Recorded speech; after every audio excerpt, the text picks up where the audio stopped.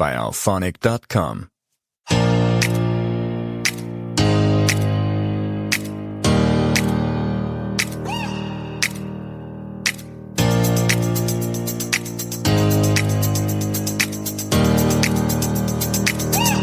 Welcome back to another episode of C3. I'm Courtney Groskin, and I'm here with Sandy Heiser. Sandy, what's going on? What's new? Oh, it's busy. School's in full swing. You and I are getting ready to facilitate day 5 of cognitive coaching.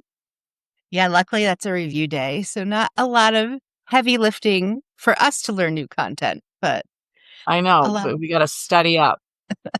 Yes, we do. It'll be nice. It'll be nice to see our people again and reconnect with our group from that cognitive coaching seminar, Foundations. Yeah, we had a little bit of a break there, so now we're reconnecting and jumping into days 5 through 8. And we have a big cohort. It'll be nice to see them all finish this out. Yeah. It's been nice. We've gotten some good feedback from them about that they're using some of the principles of coaching in their daily lives, which is so nice to hear. Yeah, I'd say that's my favorite part of facilitating is the text messages I get from people saying, I tried it. We had a reflecting conversation. It was amazing. Yeah, I tried it. It works. What about you, Courtney? What is new in your world? Busy time for sure. I just yesterday had the opportunity to take one of our new teachers out to another site so she could get to see some similar grade level classrooms and just get an idea and a feel for St. Vrain as a district. And I just love getting out into other people's rooms and getting new, fresh ideas. Oh, yeah. How fun. Well, today we're so lucky to welcome Connie Hamilton to the podcast. Connie is an author, speaker, and consultant who specializes in questioning, feedback, and instructional leadership. Best known for her book, Hacking Questions, Connie equips both new and veteran teachers with tools to sharpen their practice and raise the level of student thinking. Through her consulting work across the U.S. and Canada, she designs professional learning that is practical, research-informed, and teacher-friendly. Connie, thank you so much for joining us today on C3. Hi there. Thanks for having me. Can you tell us about your background in education and how you got your start? Well, it's a long story, but I'll keep it short. So I'll start and work backwards. So currently I'm an author, consultant. I spend most of my school days during the school year, boots on the ground in schools when students are in session, working with small groups of teachers in a coaching cohort. I call them SIFs. Prior to that, I was instructional assistant superintendent for instruction and curriculum. Prior to that, I was a principal at both the elementary and middle school levels. I was an assistant principal. I was a teacher at both those levels and an instructional coach through Title, formerly chapter. So I've had a lot of experience in different settings. I taught in Texas. I'm originally from Michigan, and now I travel all over the country and Canada, observing and talking with teachers everywhere and just taking in all of the goodness that is happening in our field of education. Yeah, I love that. Thank you for highlighting all the good things that are happening. And you've got such a rich background. I don't think there's a job in education you haven't touched on in some way. So you bring so much to the table when meeting with those teachers. Thank you. I think that broad perspective really comes in handy to look at that big picture. Yeah, especially within systems, working in a system and having that understanding of the different roles. I'm not sure that our classroom teachers are always able to grasp that. So having someone that can come in and kind of break down, this is the thought behind this. It's not just coming from the top, but here's the different reasons and rationale behind that. It's really valuable to have that view and perspective on things. For sure. When we think about the power of a well-crafted coaching question, what do you see as the most important element that separate that an effective question from one that kind of just falls flat? Well, as you know, questioning is my jam. So I feel like coaching and the questioning process within coaching is really similar to student questioning in the sense that we're looking to create a cognitive journey. We're looking to have that aha and to really reveal the thinking process. So it's less about how do I get to the right answer or how do I get to that end point for this specific lesson, and more about how do I embrace instructional moves that work and are likely to work again in another lesson, and how do I create that metacognitive awareness so that I'm in tune to, whoops, this lesson is going sideways and it's time for me to pivot. Just being aware of that instead of just following a system or a structure in place. And so those well-crafted questions focus more on the journey, the thought process. What are you thinking about in the moment? What do you want to be noticing in the moment? And less about what is, what should be, what should have been, but more about how did we get there or how did we not get there? And then how are we going to tweak that again the next time that we go to teach a lesson? Yeah, you're really providing that space for the thinking to happen on the coachee's part. And that's something often, at the busy pace of education, we kind of miss. So by asking those intentional questions gives them that space and time to be reflective. For sure. Many coaches struggle with balancing curiosity and leading a teacher toward reflection. How can coaches frame questions that avoid being directive while still supporting the instructional growth? So as I think about that, I think it's important for the listeners to know that my role is both of as a coach and a consultant. And so I flip-flop with those different mindsets, but I'm really intentional with those mindsets. So I definitely see a value of staying in that coaching mindset to support the teacher through an awareness process, bringing things forward, thinking about their priorities, making tough decisions, and just helping them to think about that. There's also a time and a place where it's helpful to contribute and be a thought partner with that person to say, would you like some ideas or may I share some perspectives? I remember being on the opposite side of a coaching conversation and not really understanding what the coach's role was. And I don't remember, it felt like a million years into the conversation. She said, would you like me to step out of the coaching role and move into the consulting role and offer some suggestions? And I was like, well, yes, that's what I thought this was all about. And so I've always kept that in mind, that there are many times that teachers need more than simply reflection. Sometimes like our toolbox is just exhausted and we're interested in some fresh ideas. And that is what is helpful. So I find that it's easiest to balance that process of staying in the coaching mode initially to establish rapport and to connect with the teacher when the initial conversation is before the lesson occurs. So it's when there is a lesson plan or a lesson is beginning to develop. It just feels more like a draft at that point. And so teachers are often more open in that moment to exploring opportunities and thinking about their choices and rethinking some of their decisions and being mindful about options that they have and talking about those options because they haven't done it yet. And everyone's interested in picking the thing that's most likely to support student learning. So that how you set it up initially is communicating what is my role. For me, I'm going to be serving as a coach to help you kind of think through things. And then also everyone will get the benefit of some glows and grows of when the lesson is over, we'll look at what worked well, what data supports that, and then what are some opportunities that we can throw to fill up your toolbox that you can tinker with and try out.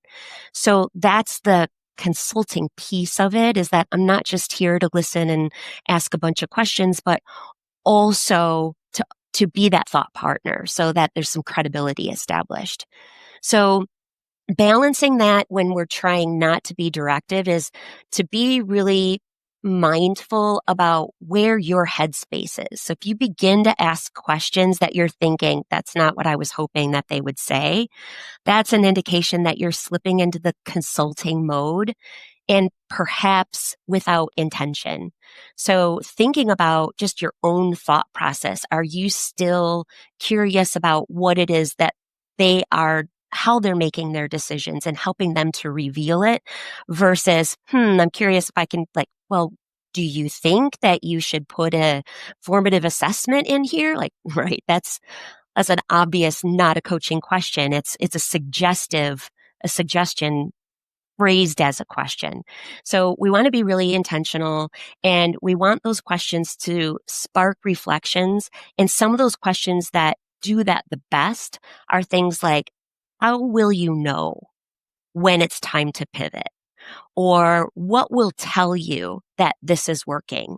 Or how long do you think that it will take for students to quote unquote get it? Or what might happen when you facilitate this specific instructional move? So revealing some of those what ifs helps to highlight the fact that it's not written in stone path of how you get to that end point, but that's the art, that's the pedagogy of our profession. And it highlights that we have lots of decisions, and those decisions can differ. So really trying to make sure that we're mindful of providing that awareness, tapping into the expertise that teachers have, but also knowing when it's time to offer your own expertise if the teacher is showing signs of wishing for it or wanting it. And I love how you so beautifully said, may I offer? It's still honoring that coachee and not just jumping in and seeming like we have all the answers as the coach, because we certainly don't. But you're still honoring them and saying, hey, let's partner together. Can I offer you some suggestions? And I like how you say that plural, right? So offering multiple suggestions then it puts that decision back into their hands. So if you want to do some kind of a cognitive check for understanding, some teachers use whiteboards, some teachers use a turn and talk, some teachers use a stop and jot, some teachers use Kahoot. Are there some of those that you've had success with in the past, or there's something that you are interested in trying? So it just puts them back like, hey, there's still lots of choices, and the decision ultimately remains in your hands. Yeah, and you're building on prior success. We know these things have worked for you before. So what one do you want to bring forward? And it's just really building that time to think through. And that's why the planning conversation is so important. I agree. In your experience, what types of questions tend to open the door for deeper teacher reflection versus those that shut it down? So as I mentioned, when I go into schools, I work oftentimes with 6 teachers, and typically I see them 3 days a year. And the first time that I see them, like, hello, my name is Connie, nice to meet you. So in my role, I don't have the benefit of knowing people in advance and kind of knowing their strengths already or visiting their classroom multiple times. So this is particularly an area that I'm really mindful of because I have to establish rapport quickly. So there are a few ways that I establish rapport, create a sense of safety, and then that sense of safety allows teachers to be vulnerable, which leads to deeper reflection and doesn't cause them to be defensive or shut down. So the first is kind of a consistency in the way that I frame questions. So every time I sit down with a teacher, I start off with, what do you want students to learn today? Or what is your learning target? So we always start with that particular piece, and how will you know that they've met that target? And then we just kind of work our way through that. So because there's a bit of familiarity in the structure of the conversation, there is less surprise about some of the initial questions. So when the follow-up questions are more specific, there's still some level of comfort. So trying to be consistent and a bit predictive in the way that you pose questions. When you are predictive in that way, then those questions can then transfer to the teacher so they can begin asking themselves those questions when you're not there. So there's multiple reasons for providing some consistency in the way that the questions are formatted. I hadn't thought of it like that. with getting teachers to ask themselves those questions. If you are consistent in your line of questioning, that's a beautiful gradual release process there. For sure. And a lot of times the teachers will say, this is when I know that I'm having an impact, is when teachers will say, I could hear you in my head. I knew what question you were going to ask me. And last night when I was getting ready to see you today, I asked myself all those same questions and I'm thinking, jackpot. Now we're really building the efficacy. So the next is building that deeper reflection. And again, that sense of safety is normalizing imperfection. So assuming that everything is not going to go perfect. So posing questions like, what do you think is going to be the most challenging part of this lesson? The most challenging part might be, what's going to be the highest cognitive demand for learners? Where are they going to have the challenge? Or it might be an instructional move like, okay, I have a lot of parts going at this particular time, and I want to make sure that engagement doesn't dip while I'm getting out these materials, and I have these students that are going to take longer. And it just may be a facilitation component.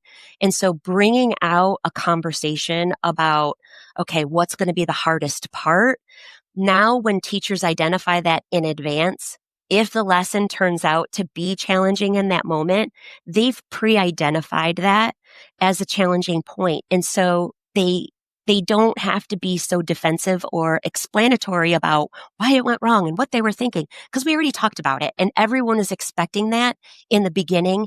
And in my sense, in the small group, typically when a teacher's like, this part is going to be hard, everybody else in the room is like, oh, yeah, that is going to be hard.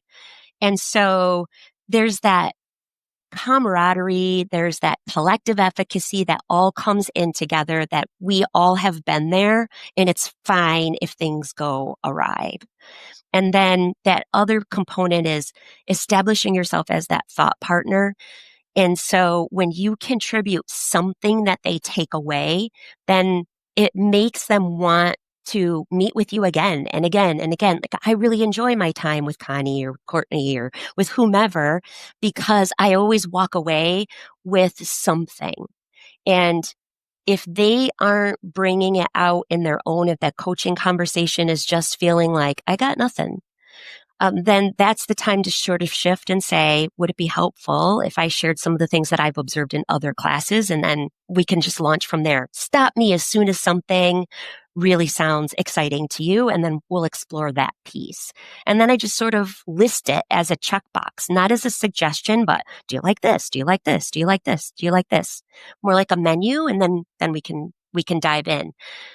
When you bring those things in, consistency in the way you frame questions, normalizing that imperfection, and serving as a thought partner, it creates an atmosphere of we are all here to support one another, and it's not a gotcha. Whenever it feels like a gotcha or a judgment, that's when people get defensive and they tend to just say, I've had enough of this, and they shut down.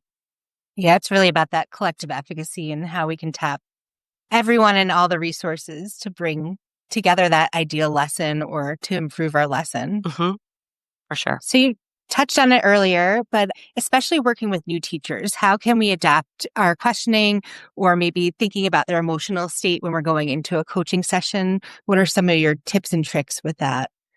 You know, I first tried to really read the person, less on the experience, because in my own experience, I've had brand new teachers who are overconfident. They think they know it all already, and you know, I'm ready to do this. And I've had great teachers before, and I got this teaching thing down. And then I've had veteran teachers who are dynamic, but they still question their effectiveness. So I really look to see, like, where is their level of confidence? Do they present themselves more as what we would typically think as a new teacher, or do they present themselves more as somebody who's really kind of perfecting this? And then I go from that perspective. So teachers that are a bit more guarded, I always focus on strengths, but I really lead hard on the strengths. You're doing this really well. This is definitely a strength of yours. And so in this moment, how do you decide when it's time to end the independent work? How do you decide when you're going to throw in a think, pair, share? What is it that you notice that says, okay, this is the time? Or what are you thinking about as you're framing those on the fly questions? What's going through your mind? So it's still this curiosity component. It's building on their strengths, and yet it's still revealing their thought process. And it allows them to shine and really share where they perceive their expertise. And then I watch for some of their nonverbals. Are they jotting down some notes when other people are sharing ideas, or I don't know, offering small little tweaks, or when we are sharing raw data, do they really lean in on the data, or are they saying, well, this doesn't happen all the time, or that was an anomaly, or, how are they responding to those data points? And then I try to lean into that. Wherever they are leaning, I try to flip it a bit. So if they're leaning into being defensive, then I come in on this is what is working well, heavy, heavy. If they are focusing on what's working well and everything is dynamo, then I come into where do you think that students had this, where would you make a tweak, or where do you think students struggled the most, and how can we provide in that perspective? For teachers who are already more reflective, and maybe kind of think of them as sponges and just gimme, gimme, gimme. In my experience, those teachers often tend to be a bit harder on themselves than they ought to be. They often verge on the edge of perfectionism. And so for them, it's important to me to make sure that they have a mental plan B and plan C, so that we're normalizing that plan A doesn't always have to work, and empowering them in the moment to be noticing, when is it time to shift to plan B or C, and what am I seeing that tells me that C is better than B, but I know A isn't working. And so that feels super empowering when you're like, I got a plan for that. I'm ready. And so I try to just kind of lean into where is that level of confidence. And then the last piece that you kind of talked about, emotions. Sometimes people cry, even especially after the lesson. Sometimes it's because the lesson just really actually did flop, and anybody who saw it would be like, yep, that happens to all of us, and no biggie. But of course, to the host teacher, it is a big deal. We take our profession so personally that it means a lot to us. And so when I see tears, I learned this through therapy. Cognitive behavior therapy. When you see tears, you acknowledge it, but we don't dwell on it. We're not trying to fix the tears.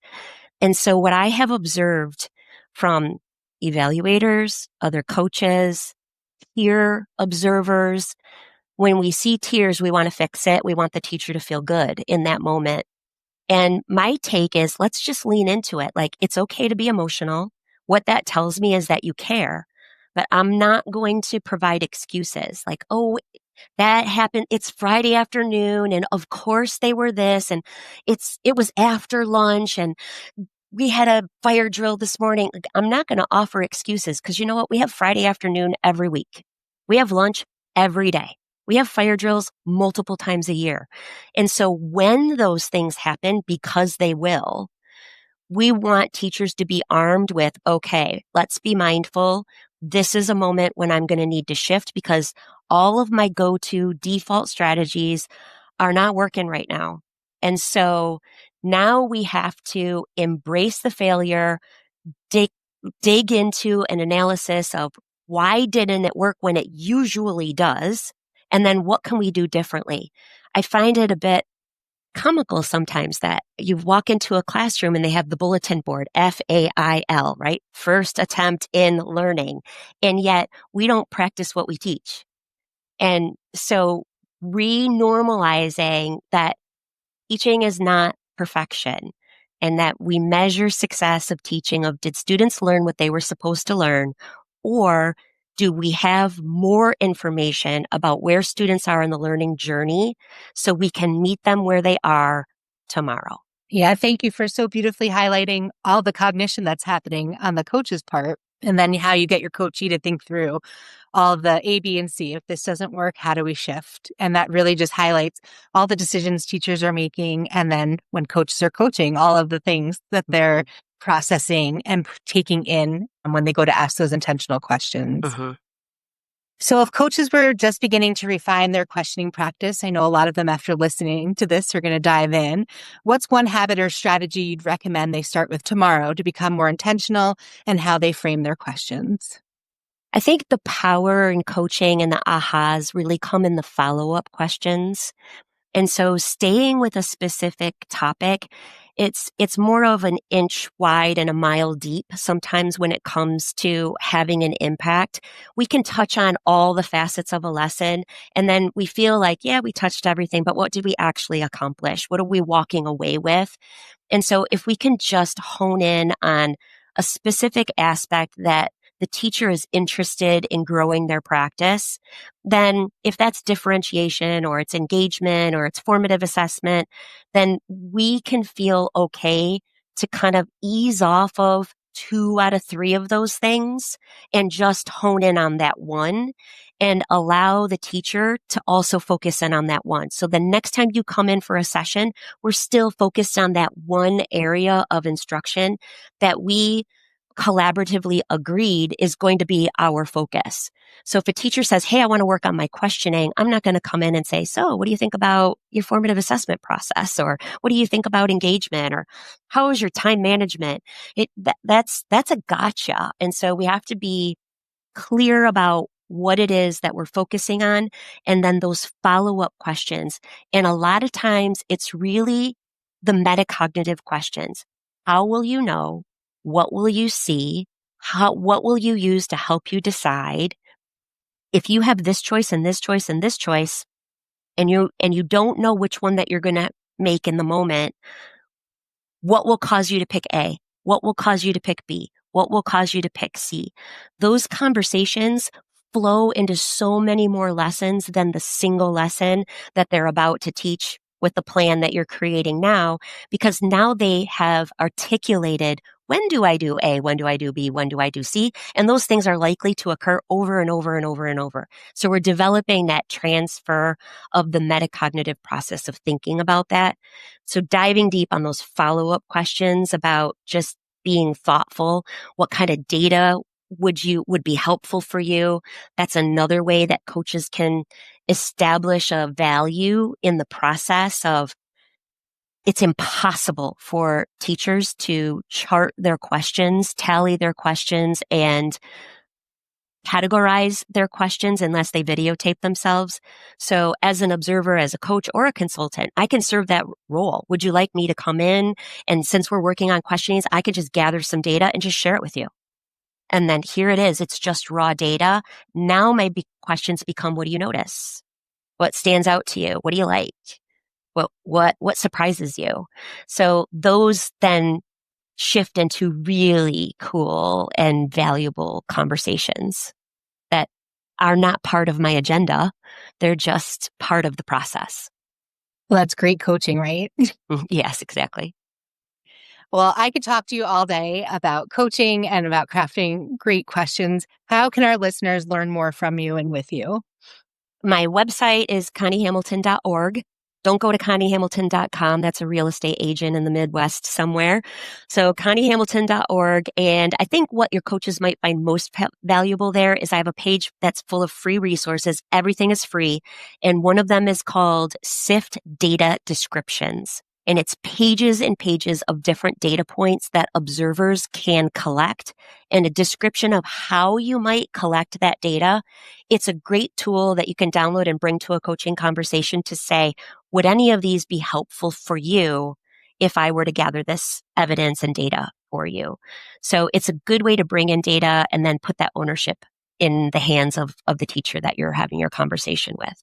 So conniehamilton.org is the easiest way to get in touch with me.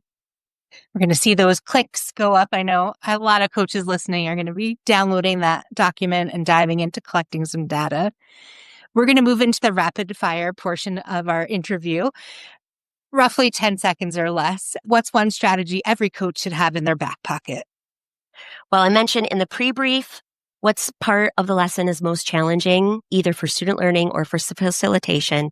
And then in the debrief, it's if you could run this lesson again tomorrow, what's one thing that you would keep and one thing that you would adjust? It normalizes that teaching is iterative and that it shifts from the focus from judgment to growth. What a powerful question. If you had 60 seconds with a new teacher, what's one thing you'd tell them? I'm really big on strengths-based coaching, so I would try to make it as personal as possible. This is your gift, this is your talent, this is your jam. But in the absence of knowing that ahead of time, if I had a room full of first-year teachers, I'd say, keep your eye on learning. Focus your measurement of success on a lesson with whether or not students learned, not whether or not they were busy, or if your lesson went the way that it says in the textbook or in the podcast or on the website that you saw, but just focus on, did students learn? If they did, your lesson is a success. Hopefully we have some new teachers or some coaches passing on that information. Well, I appreciate so much you joining me today, and I can't wait to dive into more of your work. Thank you so much. I really enjoyed being here today. Connie shared so many insights and great tips on elevating your questions. How might you adjust some of the questions you ask your coachees? And how might you build space and capacity to get them doing the heavy lifting and thinking? Thanks for listening to another episode of C3. Be sure to follow us on social media.